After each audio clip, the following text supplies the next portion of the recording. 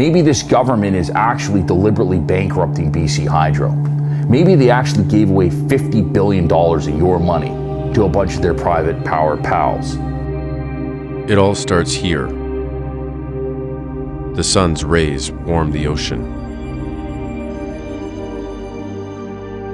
The Earth's rotation interacts with the sun and the moon, creating the wind that blows the precipitation on shore.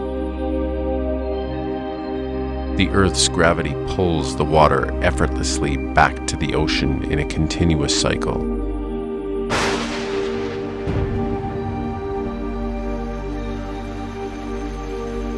Nobody invented it. Nobody owns it.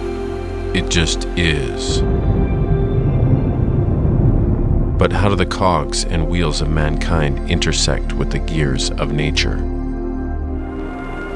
Look down in the in the early days, British Columbia, there was a bunch of private hydroelectric companies. And in 1964, the government of British Columbia, Social Credit, decided to nationalize them all, except West Kootenay, I think, and created BC Hydro.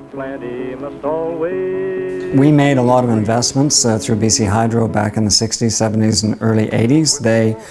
Some of these were controversial, and certainly there was a lot of damage done to the environment at that time. But the legacy of that was that we ended up with a very large amount of publicly owned electricity that was very cheap to produce and that provided enormous benefits to the province.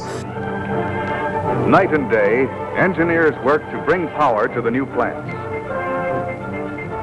For the last 50 years, BC Hydro has provided the most affordable energy in North America to both businesses and residents, and it has had tremendous economic benefits as a result, and it is the crown jewel of our public assets and is totally under assault today.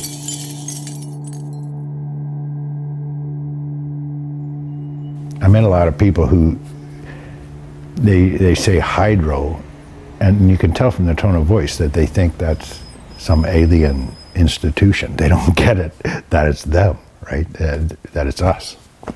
And that's kind of too bad, especially because it makes it easy for assholes to try to get rid of it. Because we don't, if I came to your house and stole your car, it'd piss you off and you'd stop me. But if you think it's your neighbor's car, if you don't get whose it is, maybe you think it belongs to General Motors and you don't care what happens to General Motors. And by virtue of the fact that the people don't know it's their car, they're not so ready to stop somebody from ripping it off. Or at the present moment, they own facilities to turn the lights on, and they don't have to ask Saudi Arabia or Washington or some General Electric Corporation. They don't have to dig up uranium. They own the capacity to take care of themselves in terms of energy.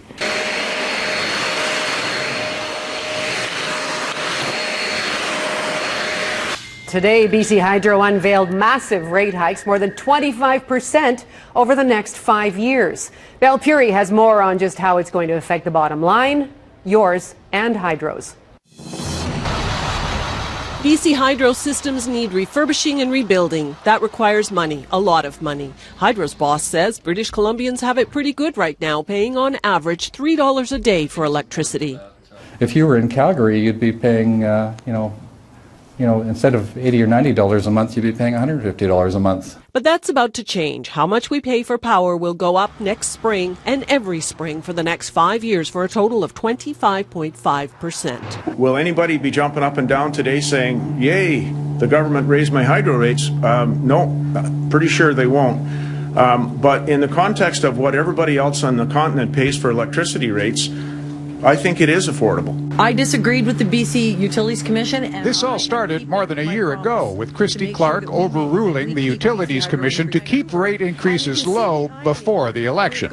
Christy Clark and Mr. Coleman said there was no need for a rate increase and they were going to protect families. Clearly, that's not the case. We'll have $1 billion in deferred debt and 25% rate increases.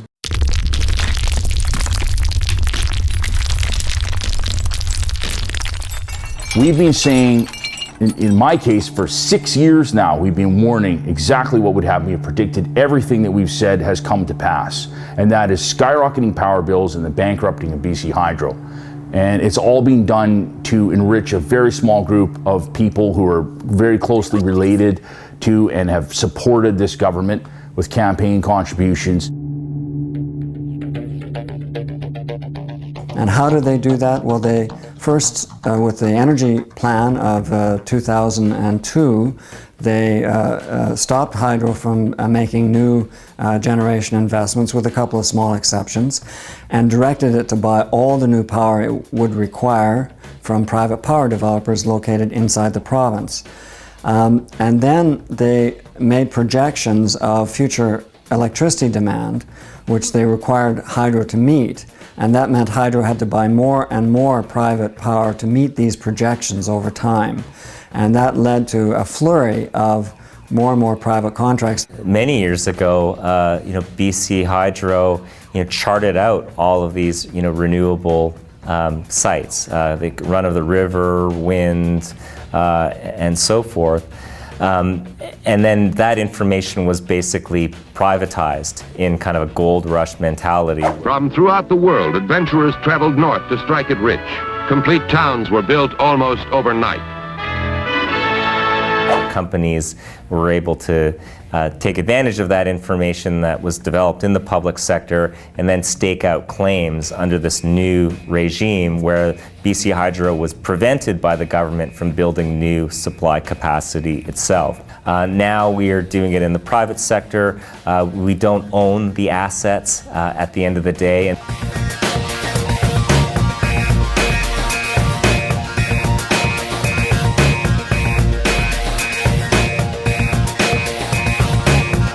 With IPPs and other BC Liberal schemes that have been hidden from freedom of information, that decisions that have been made behind closed doors, the boardroom doors in Texas or London or New York, or the cabinet doors in Victoria, as the information is people are shielded from seeing that. I call it fraud because that's what it is. And if you look up the dictionary, and the definition of fraud is a deception for profit. If you deceive somebody to take something from them, that's called fraud.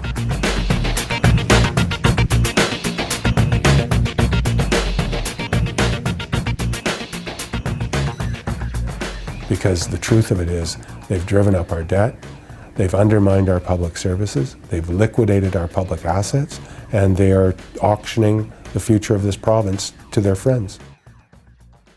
The best example that I can give you of deceptive behavior, to me, is the bailout of Teck by the Liberal government, and they did that through BC Hydro. After the purchase of the Fording Trust, they weren't able to make the payments they needed to make.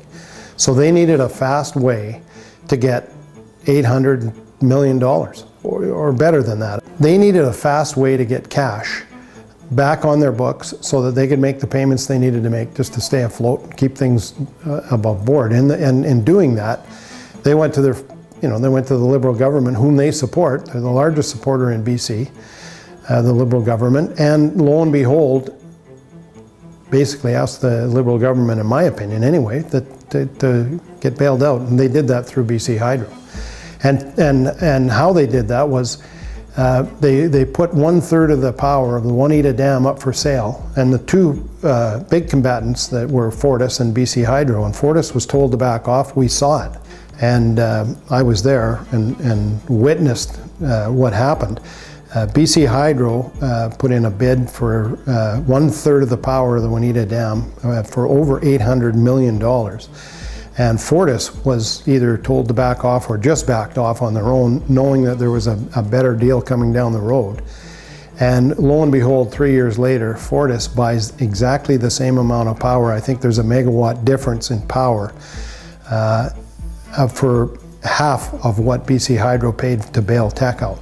It's clearly a bailout. Face-saving, self-justification, deception.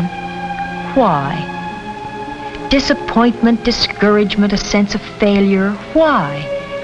Friends of the BC Liberals get these sweetheart deals, these contracts. We pay through the nose, and the people that actually work there, the people that actually get those jobs at these independent power producers, They owe their jobs to the BC Liberals. So who do you think they're going to vote for?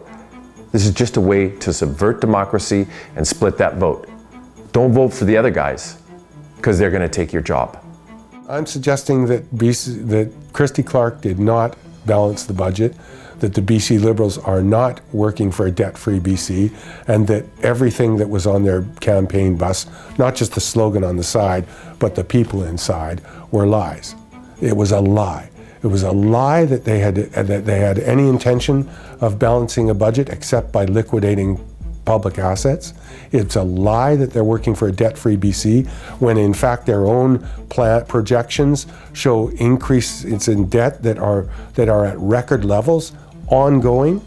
So yeah, I'd say that that's a lie, and I'd say that it's our duty as citizens to hold the government to account when it lies. We're at a critical moment right now. If we let them get away with this narrative, then we will be forced into giving away our crown jewel here, BC Hydro, privatizing it just like every other sucker country in South America, Central America, Africa, etc., other places around the world.